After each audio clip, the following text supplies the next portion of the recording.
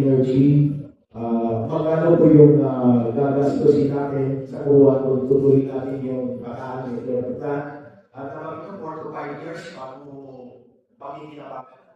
4 to 5 years bago pamiminapakan bayan at magkano ang matitipid ng gobyerno kung sakaling ipagkakaroon natin yung unang tanong, magkano ang gastusin. Pangalawa, 4 to 5 years na yung pagpapakilatangan. Pangatlong tanong, magkano ang matitipid ng gobyerno para dun sa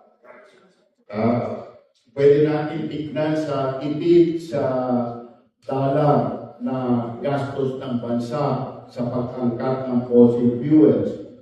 Hindi yan liliit sa